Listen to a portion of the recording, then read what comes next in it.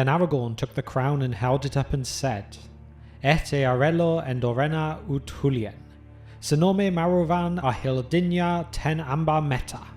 And those were the words that Elendil spoke when he came up out of the sea on the wings of the wind.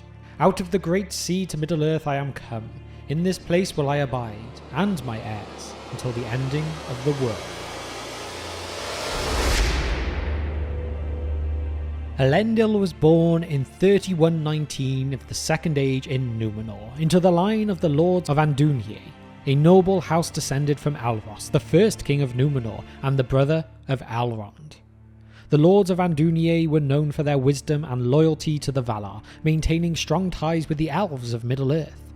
Their leadership of the faithful represented Númenor's original virtues, standing in contrast to the corruption that later overtook the island. His father, Amandil, was the last Lord of Andúnir and a leader of the faithful, those Númenóreans who remained loyal to the Valar and opposed to the influence of Sauron. Elendil's name, which means lover of the stars in Quenya, signifies his family's bond with the elves and their reverence for the ancient ways. As the last king of Númenor, Ar-Pharazôn fell under the influence of Sauron, who had been taken as a prisoner but quickly became the king's most trusted advisor. Because of this, Númenor fell under tyranny and darkness. Sauron's influence led to the persecution of the faithful, and he incited Ar-Pharazôn to challenge the Valar themselves, desiring immortality. Fearing the doom that Sauron's influence would bring, Amandil attempted to sail to Valinor to plead for mercy, following the example of his ancestor Eärendil. Amandil's fate is left uncertain, as he was never seen again, mirroring the uncertainty of Númenor's future.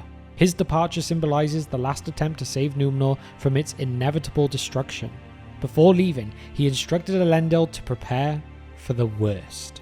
Elendil gathered his family, including his sons Isildur and Anarion, and made preparations to escape. When Númenor was destroyed by a great wave in 3319, Elendil and his sons fled eastward on 9 ships, carrying with them the Palantiri, the Seeing Stones, the Sword of Narsil, the Scepter of Anúminas, and a seedling of Nimloth, the White Tree of Númenor.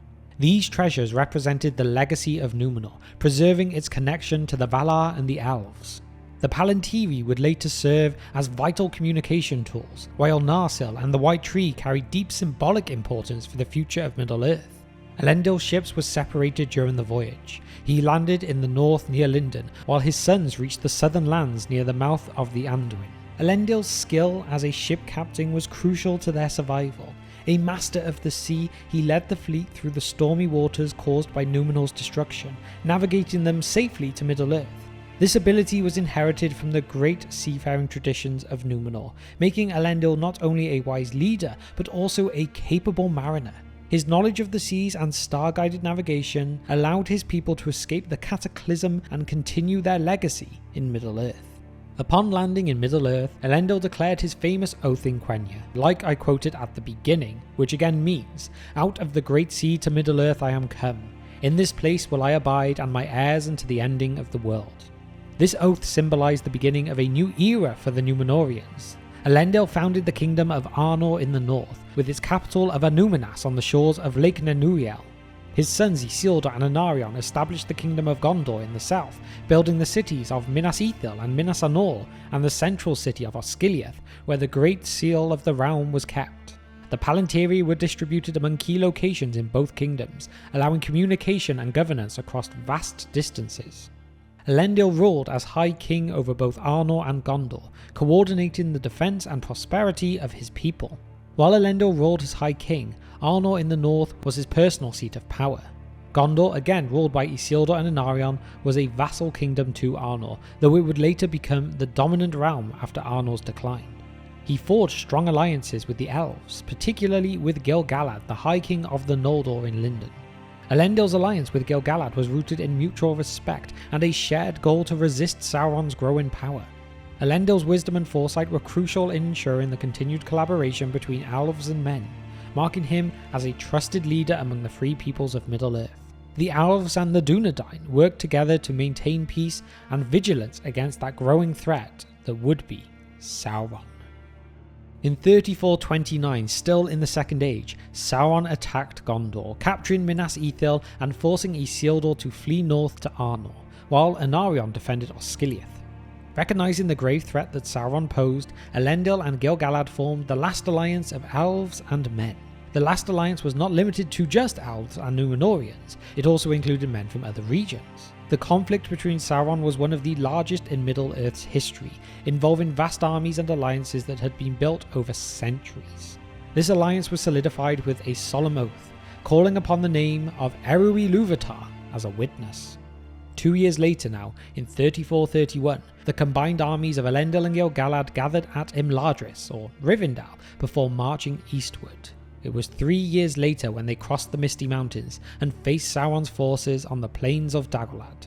The Battle of Dagorlad was a fierce and bloody conflict, but the forces of the last alliance emerged victorious, pushing Sauron's army back to Mordor and laying siege to his fortress, Barad-dûr. The siege of Barad-dûr lasted for 7 years. During the long siege, Anarion was killed, a tragic loss for Gondor and for Elendil's family. His death further emphasized the high cost of war for Elendil's line. In 3441, Sauron himself came forth to engage in direct combat. In the final confrontation, Elendil and Gil-galad fought valiantly against Sauron. Although they managed to cast down the Dark Lord in the end, both Elendil and Gil-galad were slain in this battle. Elendil's sword Narsil was shattered beneath him, but Isildur would use the hilt shard to cut the One Ring from Sauron's hand, defeating him and causing his spirit to flee. Narsil's shattering was symbolic of the passing of the Second Age, but his reforging into Andúril in the Third Age represented the renewal of Elendil's legacy through Aragorn, his distant heir.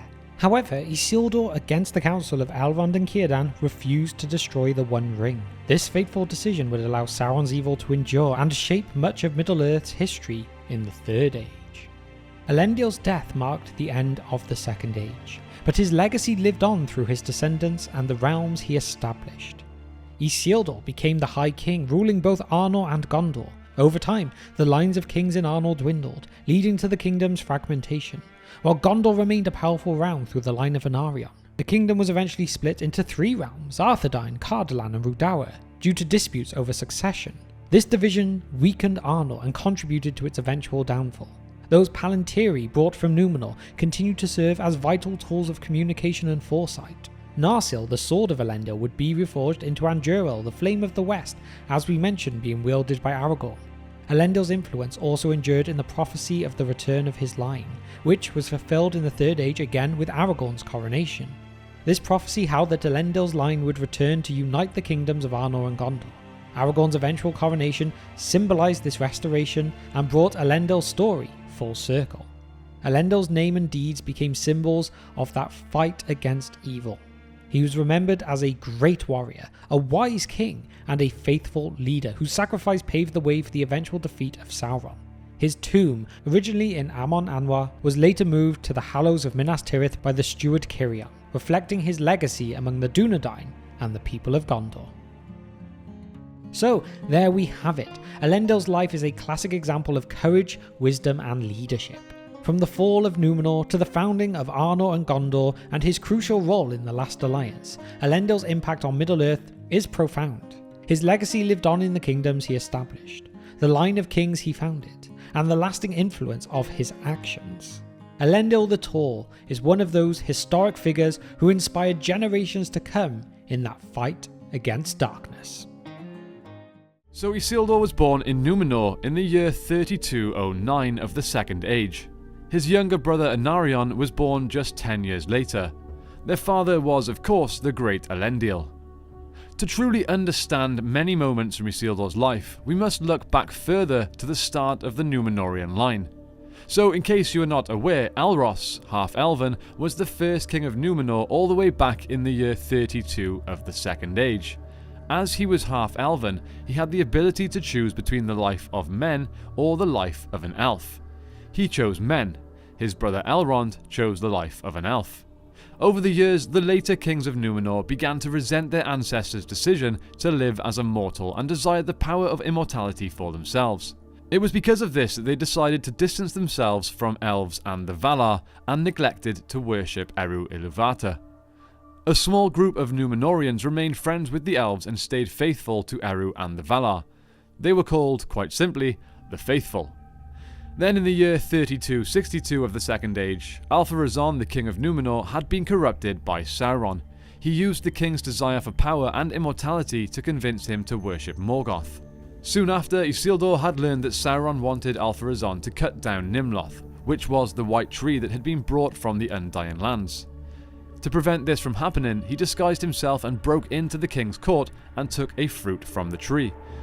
However, it did not go as planned, and he was discovered by the guards, who attacked him and injured him badly. Barely managing to escape with his life, he left with the fruit intact.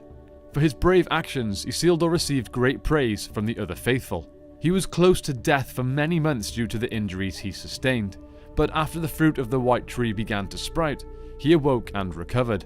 Over the years that followed, Sauron's influence was slowly increasing. The faithful had decided to leave Númenor. They packed their ships with all their prized possessions, including the Palantir and the seedling of the White Tree. Isildur boarded the ships with his wife and his first son, Elendil. As the faithful left Númenor, Isildur's grandfather Amandil sailed westwards towards Valinor with the hope that he would be able to convince the Valar to spare the others. He was never seen or heard from again.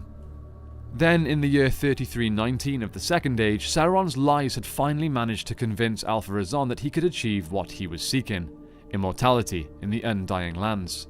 Alpharazon, who was now approaching old age, decided to take an army to the Undying Lands and take immortality by force. However, this of course backfired, and Eru caused the seas to open, hiding Valinor and sinking Númenor to the ground, permanently. Fortunately, the ships of the faithful were actually spared, and it is said that a great wind from the west sent them to Middle-earth.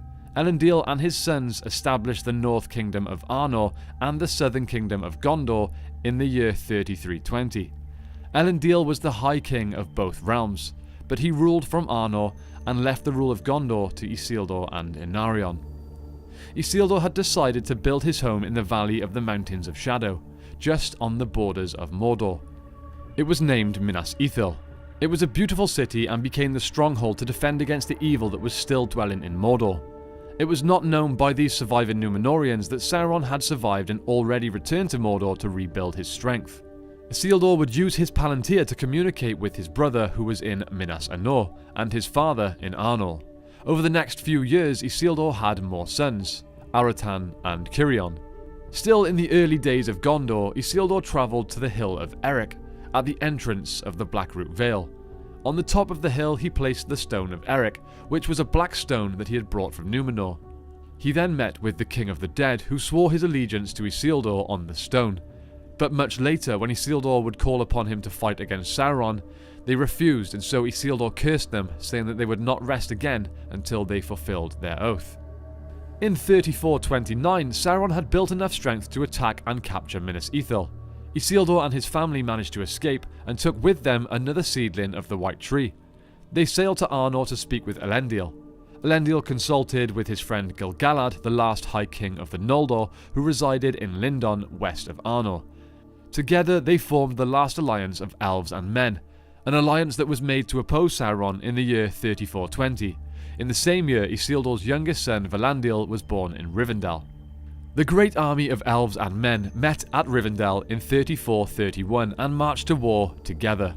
Isildur and his first three born sons, Elendil, Aratan and Cirion, went with the great army, but his wife and newborn son remained in Rivendell. The war then officially began in 3434, and the alliance defeated Sauron's forces in the Battle of Dagorlad on the plains outside of Mordor. They then entered Sauron's realm and laid siege to Barad-dûr. This siege lasted an insane 7 years, and huge numbers of lives were lost on all sides, including Anarion, Isildur's brother, who died in 3440. The following year then, Sauron himself had finally decided to join the battle. He fought with Elendil and Gil-galad. Both fought well, but were ultimately killed. Elendil's great sword Narsil had broke beneath him upon his fall, but Isildur took up the hilt of the broken sword and used it to cut the ring from Sauron's hand. In awe of the ring's beauty, Isildur decided to keep it for himself, ignoring the warnings of Lord Elrond and Círdan. Soon after the battle, so soon in fact that the writing on the ring was still visible due to the heat from Sauron's hand, Isildur wrote an account of the ring and its properties. He noted that the ring was hot, and its markings seemed to fade as it cooled. It also seemed to shrink as the heat wore off. He theorized that heating the ring may make the markings visible once again, but he was already so obsessed with the ring that he refused to take any action that may bring it to harm. The book Unfinished Tales has some great details about Isildur's life, which I highly recommend reading if you're interested in going more in depth about this character before we see his story unfold in the Amazon Prime show. After the fall of Sauron, Isildur, the son and heir of Elendil, returned to Gondor. There he assumed the Elendilmere as King of Arnor, and proclaimed his sovereign lordship over all the Dunedain in the north and in the south, for he was a man of great pride and vigour. He remained for a year in Gondor, restoring its order and defining its bounds. But the greater part of the army of Arnor returned to Eriador by the Númenórean road torn the fords of Isen to Fornost.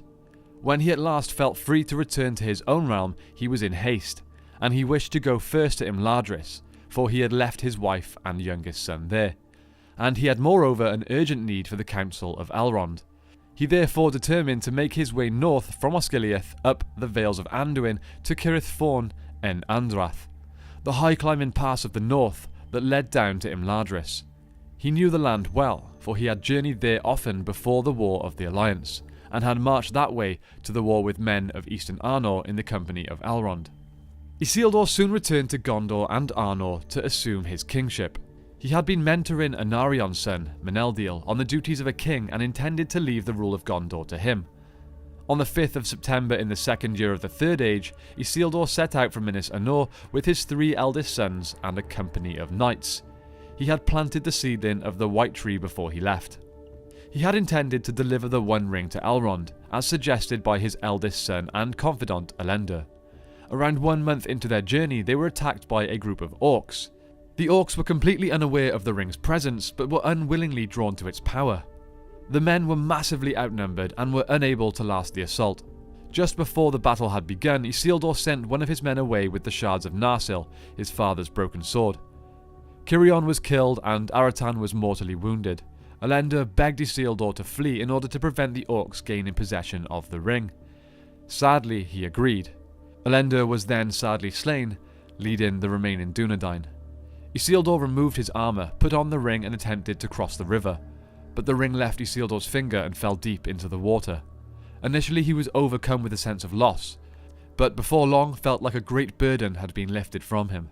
He eventually came out of the water but was spotted by a group of orcs and killed with arrows.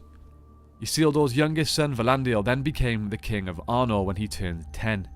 He did not claim kingship of Gondor, and so the two kingdoms became separate. Gondor was ruled by the heirs of Anarion, and Arnor by the heirs of Isildur. It would not be until the end of the Third Age, when Aragorn was made king, that he would reunite the two kingdoms. It was during King Elisar's reign that the evidence for the full story of Isildur's life and death was finally uncovered. The story of the last hours of Isildur and his death was due to surmise, but well founded. The legend in its full form was not composed until the reign of Elisar in the Fourth Age, when other evidence was discovered. Up to then it had been known, firstly, that Isildur had the ring, and had fled towards the river. Secondly, that his mail, helm, shield and great sword, but nothing else, had been found on the bank not far from the Gladden Fields. Thirdly, that the orcs had left watchers on the west bank armed with bows to intercept any who might escape the battle and flee to the river, for traces of their camps were found, one close to the borders of the Gladden Fields. And fourthly, that Isildur and the ring, separately or together, must have been lost in the river, for if Isildur had reached the west shore wearing the ring, he should have eluded the watch. And so hardy a man of great endurance could not have failed to come then to Lorien or Moria before he foundered. Though it was a long journey, each of the Dunedain carried in a sealed wallet on his belt a small vial of cordial and wafers of waybread that would sustain life in him for many days. Not indeed the Miruvor, or the Lembas of the Eldar, but like them, for the medicine and the other arts of Númenor were potent and not yet forgotten. No belt or wallet was among the gear discarded by Isildur. Elendil, the man who led the faithful out of Númenor. Isildur, the one who cut the ring from Sauron's finger. Then there was Anarion. But who is this second son? Hello and welcome to The Broken Sword, your YouTube home for The Lord of the Rings and all things J.R.R. Tolkien. In today's video we look at Elendil's less famous son, Anarion. While his father Elendil was the first High King of Arnor, the charge of Gondor in the south was given to both his sons, Isildur, the one who was most well known for cutting the One Ring from Sauron's finger and then not destroying it, and the other being Anarion, his younger brother. Elendil had founded a Númenórean in Arnor, whereas Isildur had founded Minas Ithil in Ithilien, and Anarion had founded Minas Anor in Anorion. First of all, the two realms were much too far apart for them to be ruled by a single individual, both geographically and politically. So, in this video we will look at the important events before, during, and after Anarion's life, and attempt to answer the question, why is Anarion lesser known than his father and his brother? If you love your Tolkien content, then please be sure to leave us a like on the video and subscribe to join the ever-growing Brohirrim. But now, for our purposes in this video, there are some important dates to keep in mind, which will lead us to the fortification and founding of the permanent havens by the Númenóreans in Middle-earth. In 1200 of the Second Age, being the same year Sauron would come among the Eldar to treat, he would get rebuffed by Gil-galad, but move on to the Smiths of Eregion and win them over. Then, in 1800 of the Second Age, the Númenórean colonies along the coasts of Middle-earth would become fortresses, and the men who had formerly benefited from the friendship with the Númenóreans become to come under their oppression. Next we have 2280 of the Second Age, where Umbar is built as a great fortress of Númenor, with not too long after, in 2350, Pelagia also being built, servicing the faithful among the people of Númenor as their chief harbour and haven. Moving forward again, in 3319 of the Second Age, Ar-Pharazôn's great armament makes war on Valinor, and Númenor is sundered beneath the waves while 9 ships, of which are Elendil and his sons Isildur and Anarion, escape the downfall of Númenor to reach Middle-earth. This leads to the foundation of those realms of Arnor in the north and Gondor in the south, all of which in 3320 of the Second Age.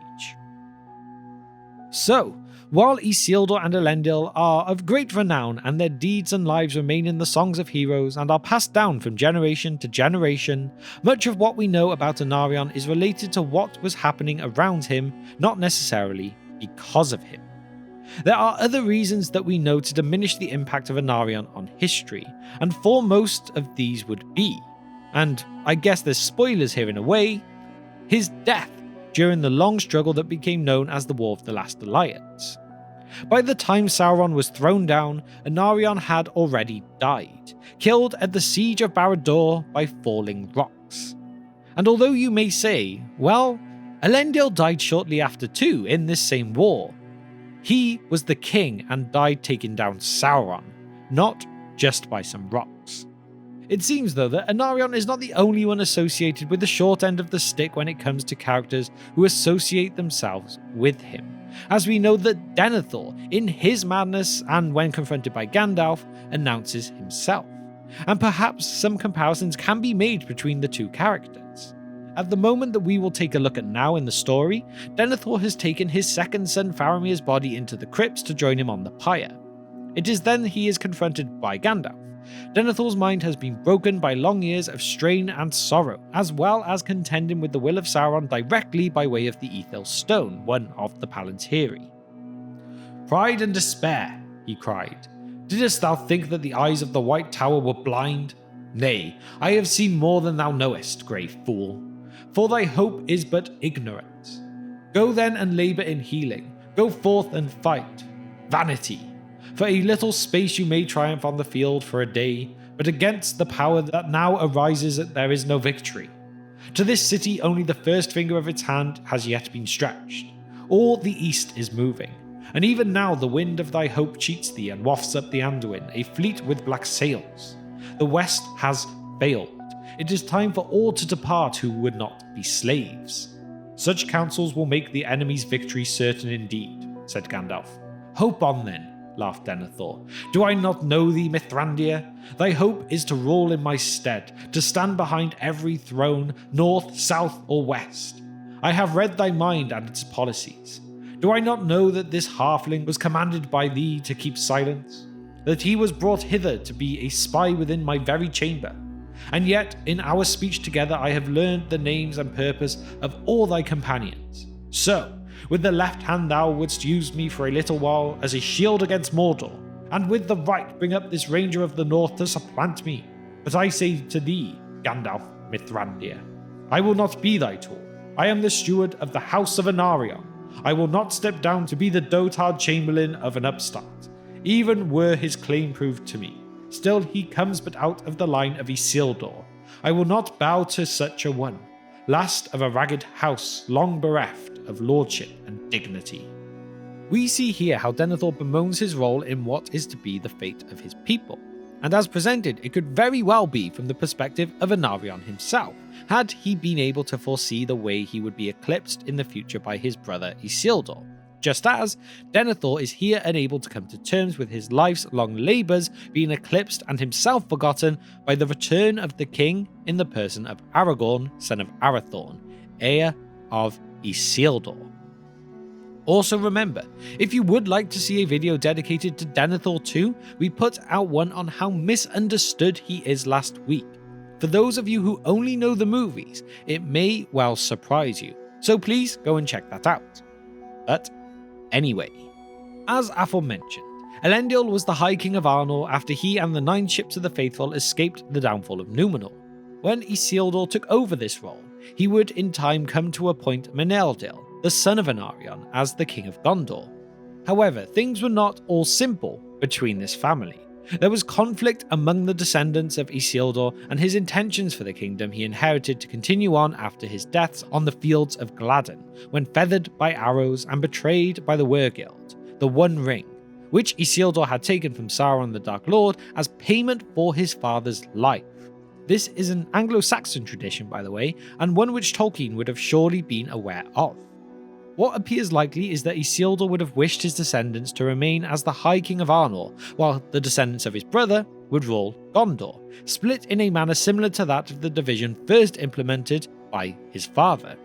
The problem was that Isildur's 4th son, Valandil, the one to have not been present at the Gladden Fields, was but a boy of 13.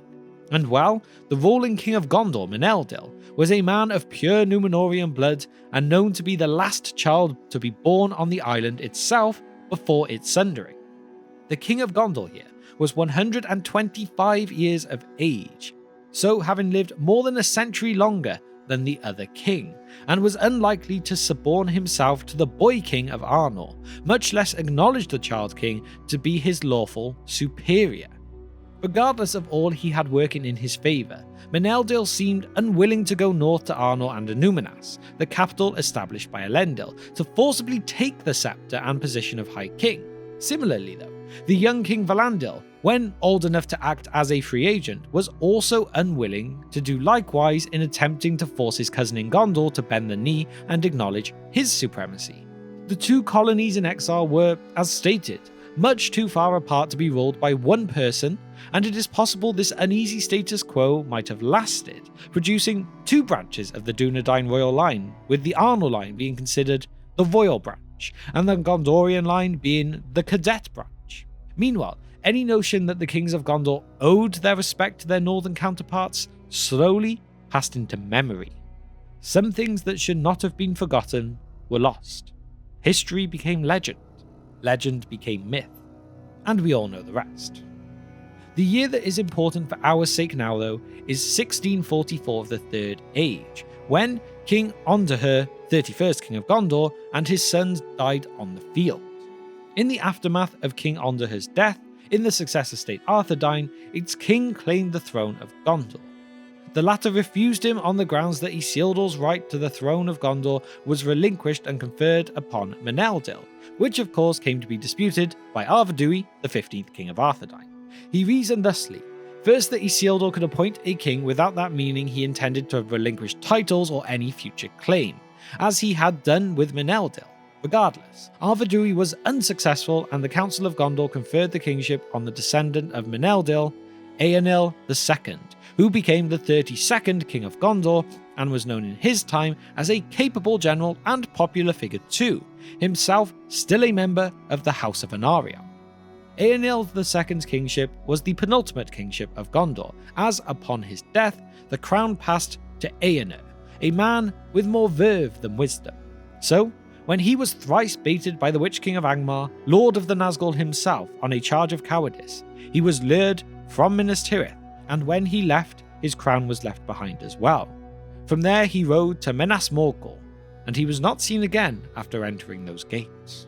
As his death was unable to be confirmed, and with no clear successor, the line of stewards took the helm of Gondor at that point in the person of the steward of Eärnur, Mardil Voronwë of the House of Hurin, a position not unlike the Prime Minister here in the UK, and they would rule Gondor for the next 25 generations in the King's name.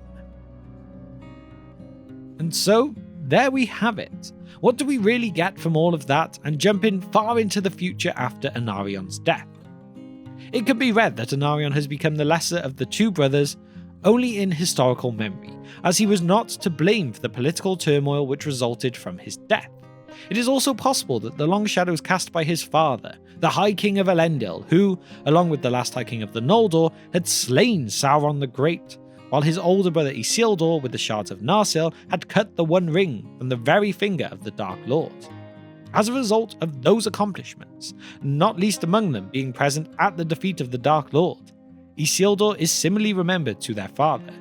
After all, he was the one, as said, to cut the ring and send him to the void for centuries, at a time when it was believed that the Dark Lord would be gone forever.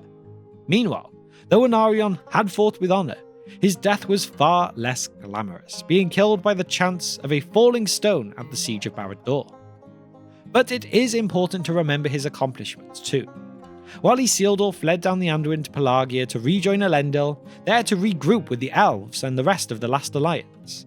At that time, Anarion had continued to defend Osgiliath from Sauron and his armies for 5 years, while the Last Alliance marched over the Misty Mountains and down through the Vale of Anduin onto Mordor, which culminated in the defeat of Sauron's armies in Dagor-Dagorlad 3434 of the Second Age. It was defended against Sauron, who had the ring at the time, as well as the Nazgul. So, in addition to the quality of Osgiliath's defences, it must be said that Anarion's skill in holding back the forces of evil does well to commend him as more than merely the second son, or little brother, who should forever remain in the shadow of his more famous, more accomplished brother and father. It is important to remember that Anarion never lived to rule his own right, as he died before the war was won, and in the aftermath, Isildur appointed Anarion's son Meneldil as the High King of Gondor.